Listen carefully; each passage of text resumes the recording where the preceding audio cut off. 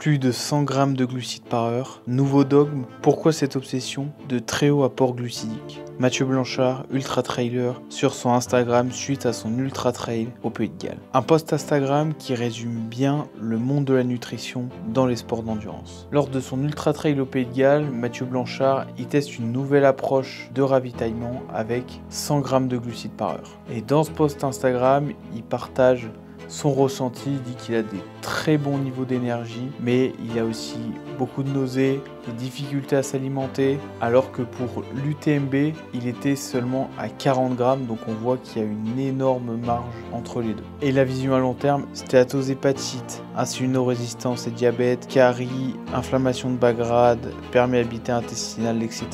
Et c'est pour ça que lors de mon Ironman la semaine prochaine, j'ai décidé de me gaver de glucides aussi. Et pourquoi je fais ce choix complètement débile alors que je viens de vous dire juste au-dessus que ça pouvait créer de gros problèmes? Et bien là, je vais vous expliquer tout ça dans cette vidéo. Donc moi, pour remettre un peu de contexte, depuis octobre qu'on prépare notre Ironman full en Italie, on a décidé de faire toute la prépa en low carb. Donc ça veut dire low carb, c'est moins de 100, voire des fois moins de 50 grammes de glucides à la journée. Donc ce qui est très peu pour des sports d'endurance comme l'Ironman. On sait qu'on dépense beaucoup d'énergie et les gens disent beaucoup qu'il faut énormément de glucides pour apporter de l'énergie. Mais moi je pense qu'en étant low carb, on favorise l'oxydation des graisses et du coup, on n'a pas besoin d'autant de glucides que ce qu'on pense. Et j'ai fait le choix d'abandonner complètement cette stratégie pour partir sur une stratégie très haut en glucides lors de mon Ironman. Là, je vais vous faire une courte explication de ce que c'est le low carb et aussi le cétogène. Mais si vous voulez aller directement à la partie où je parle de ma stratégie de course et de ma stratégie de ravitaillement lors de l'Ironman, je vous invite à aller dans le timecode, il y aura tout marqué. L'acétose, c'est un état métabolique dans lequel ton corps, au lieu d'utiliser principalement les sucres, donc le glucose, il utilise une autre source d'énergie qui est les graisses. Et du coup, ton corps, il sécrète des cétones qui deviennent en fait le carburant de ton corps. On atteint à peu près de l'acétose entre 0,5 et 3 millimoles par litre quand on suit un régime cétogène. Le régime cétogène, c'est vraiment quand on est en cétose en fait, quand on sécrète des corps cétoniques. C'est pas parce qu'on mange comme un régime cétogène qu'on est en cétose. C'est ça la distinction à faire et c'est pour ça que moi, je dis pas que je suis en régime cétogène, même si je mange comme quelqu'un qui est en cétogène. Parce qu'en fait, je mange un peu plus de sucre que la normale avec les fruits, le chocolat, je fais des anives, tout, donc je casse beaucoup l'acétose. En termes de lipides, c'est entre 70 et 80%, protéines 15-20% et glucides 5-10% de l'assiette totale. Voilà. Mais ça peut varier entre peut-être pas 20%, moi je suis plutôt à 50% de protéines, 30% et 10% de glucides. Donc en termes d'aliments, pour un régime cétogène, ce qu'il faut, c'est on mange en fait viande, fromage, huile, avocat, oléagineux, légumes, pauvres en glucides, etc. Voilà, bon ça c'est pour la courte explication du régime cétogène. Maintenant on va parler de pourquoi j'ai choisi cette stratégie pour toute la prépa. Parce qu'en fait l'avantage d'être en cétose, c'est que tu n'as pas de sucre dans le sang. Du coup ton corps il favorise l'utilisation des graisses à l'effort. Et on sait qu'à l'effort en fait ton corps il utilise deux sources d'énergie, donc le sucre et le gras. Et en fait, c'est une balance entre les deux. C'est pas soit l'un, soit l'autre. Quand tu as un effort très bas, tu utilises 90% de graisse. Plus tu augmentes, plus tu arrives au max, plus tu utilises 100% de sucre. Et sinon, si tu es au milieu, il fait 50-50, etc. Mais ça, c'est vraiment spécifique à chaque individu. On n'a pas la même oxydation des lipides et des glucides suivant qui on est, l'épigénétique, etc., tous ces trucs-là, bref. Donc si tu es en régime pauvre en sucre, tu n'as pas de sucre, donc tu utilises presque pas de sucre, tu favorises énormément l'utilisation des graisses. Et ça, c'est un gros avantage, parce que plus tu as une lipolyse, la lipolyse, c'est l'utilisation des graisses, plus tu as une lipolyse élevée, plus en fait, tu peux brûler de gras, et moins tu as besoin d'utiliser de sucre. Et donc c'est pour ça qu'on a fait ce choix-là. Et en fait, du coup, moi au départ, je voulais faire cet Ironman du coup en alimentation low carb et pas me ravitailler avec des glucides, mais me ravitailler soit avec des gels de lipides, soit avec des protéines, etc. Je vous mets une vidéo là où j'en ai déjà parlé, j'ai fait le 70.3 comme ça. Et du coup, j'ai voulu tester et voir l'impact des glucides et l'impact des lipides sur mon corps. Donc j'ai fait un test de cétonymie et de glycémie avec un petit capteur. Et donc je vais vous montrer ce que ça donne. Là, je vais vous parler de mes résultats que j'ai pris pendant une semaine. Donc j'ai fait le test au début de rien prendre et puis après j'ai fait le test de prendre des glucides pendant la course pour voir l'impact sur ma glycémie et avoir l'impact sur mes cétonémies. Donc sans aucun secret, en fait, quand je prends des glucides, en fait, je suis plus du tout en cétose nutritionnelle. Ça, c'est pas une surprise. Et je rentre en cétose, en fait, uniquement quand je suis à jeun. Mais c'est une cétose de jeûne, donc ça n'a rien à voir. En fait, on peut voir que ma glycémie, elle est élevée lors de l'effort et après l'effort, même si je suis à jeun. Donc, ça veut dire que, naturellement, ton corps, il déstocke du coup le glucose que tu as dans tes muscles pour, en fait, te permettre d'utiliser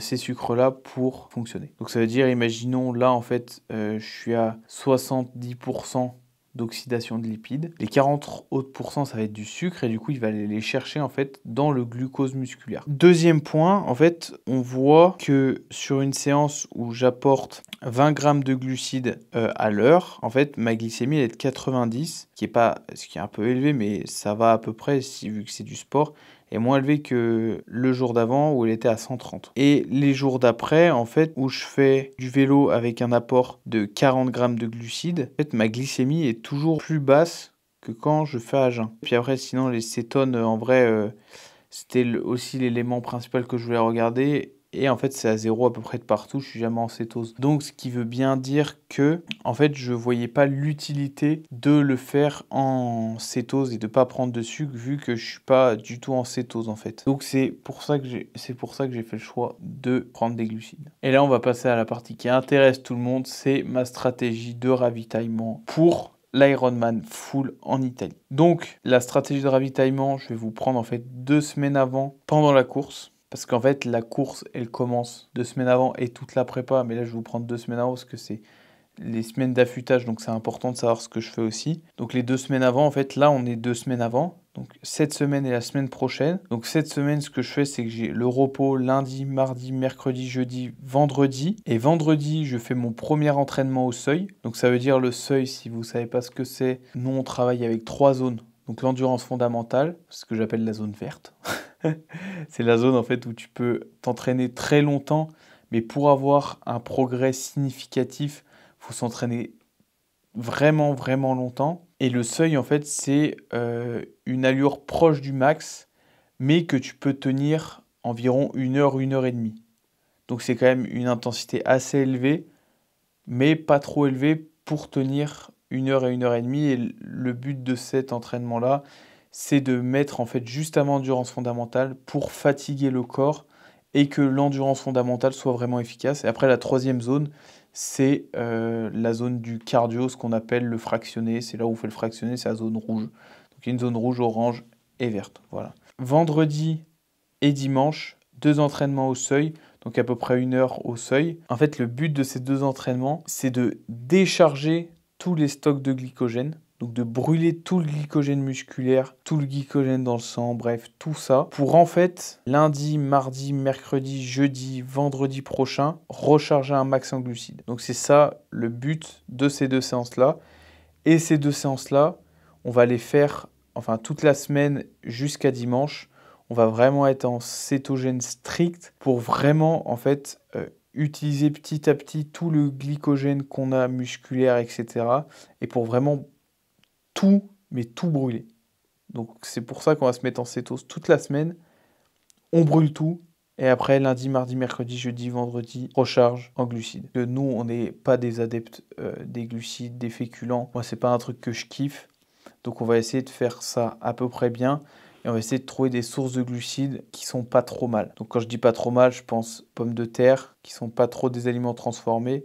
Pommes de terre, patates douces, lentilles corail, pois chiches, tout ce qui est les carottes aussi, c'est plutôt pas mal, c'est un peu riche en glucides. Tout ce qui est tout ça pour vraiment se recharger en glucides, mais de manière intelligente parce que les pasta party, les Kellogg's, tous les trucs de gros porc, franchement, moi c'est pas pour moi. On fait un Ironman avec des glucides, mais on le fait quand même intelligemment. Et le fait d'avoir fait toute la prépa en low carb, en fait, ça va pas nous impacter énormément. Pour ce qui est de la course, on commence par le matin de la course. Donc moi, on va se lever à peu près 2 heures avant la course. Hop là, on mange, bim, et puis après, on y va. Donc moi, je change pas les habitudes, vraiment. 4 œufs, 200 grammes de jambon, c'est peut-être un truc un peu lourd, mais moi, c'est ce que j'aime. Et c'est ce que je prends tous les matins avec un peu de fromage blanc. Je prends pas de café parce que je vais me être réveillé depuis pas longtemps. Et en plus, avec l'excitation, dans tous les cas, ton corps il sécrète du cortisol dès le matin. Il va avoir toute l'excitation, l'adrénaline, noradrénaline, ça va tout être au plafond. Donc il n'y a pas besoin de prendre de café pour s'exciter. Et faut pas risquer un crash juste pendant la natation, quoi. Pour tout ce qui est gel de glucides, j'ai fait le choix. Donc j'ai acheté 4 gels de glucides Baou, qui sont quand même des gels faits à base de fruits et qui sont bio, donc c'est plutôt pas mal. Et après, dès que j'aurai consommé ces 4 gels, tout le reste de la course, je vais consommer les gels et les barres qu'il y a sur la course, parce que c'est Sponso, donc une marque un peu de merde, mais c'est Sponso Morten. C'est pas de la super qualité, mais c'est ce qui est sur la course, et j'ai payé 700 balles le dossard, donc autant vous dire que je vais me ravitailler avec ce qu'il y a sur la course et je vais pas payer des trucs en plus. Donc je vais prendre un gel départ de natation. Après la transition 1, je prends un gel Baou. Et vélo, la stratégie, ça va être entre 40 et 50 grammes de glucides par heure, et arriver à prendre 20 à 30 grammes de glucides toutes les 30 minutes au début.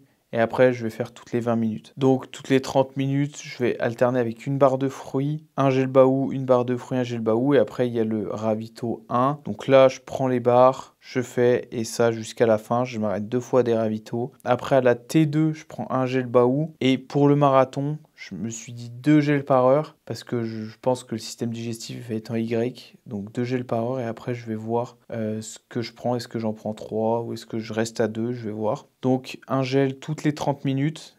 Et pour les 2 dernières heures du marathon, j'ai choisi de prendre un gel caféiné pour vraiment me booster à fond. Et vu que c'est les 2 dernières heures, on sait que la caféine, elle a un impact sur 60 minutes. Donc si j'en prends 2, en plus il y a 100 mg, donc autant vous dire que c'est une dose de cheval, et ben ça va le faire. En termes d'hydratation, de l'eau, principalement. Je vais prendre les bidons Ironman aussi, parce que ça sert à rien que je prenne mes bidons. Et puis pour la stratégie de course, c'est tout. Donc entre 40 et 50 grammes au vélo, 40 et 50 grammes aussi à la course à pied. Et après, un gel caféiné les 2 dernières heures. Donc si je devais résumer en 3 points cette vidéo, toute la prépa en low carb pour favoriser la lipolyse. Un gros apport de glucides le jour J, mais vraiment le jour J, pour être le plus performant possible. Parce qu'il y a des études comme quoi le sucre donne une meilleure performance que si on n'a rien du tout. Et après, vraiment une recharge stratégique avant la course. Pas une pasta party, pas un truc de gros porc. Vraiment un truc intelligent avec des aliments bruts qui sont bons pour nous. Et après, je vous fais un petit disclaimer sur la fin. Faut être conscient que moi, toute l'année, j'étais en low carb, que je pense que les glucides ont un impact négatif si on les consomme quotidiennement. Si on consomme aussi quotidiennement des gels de glucides à toutes nos séances, je pense qu'il y a un gros problème. Mais sachant que moi j'ai fait le taf toute l'année, en fait j'aurai aucun risque, il va rien se passer le jour de la course, j'aurai aucune conséquence négative du fait que j'ai fait ce choix-là. Donc il faut être conscient de ça et conscient de tout le travail que j'ai fait avant. Et si vous voulez faire pareil, faut faire le travail avant.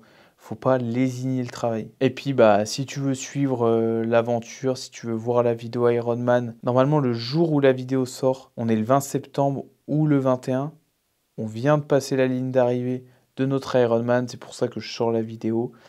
Et je pense que dans un mois, la vidéo Ironman va sortir. Donc je t'invite à t'abonner. Laisse un commentaire s'il y a des choses que tu n'as pas compris. Si tu penses qu'il y a des choses qui sont mal expliquées dans ce que j'ai dit, je peux te les réexpliquer. Et puis on se retrouve pour la prochaine. C'était Mike. Ciao, ciao.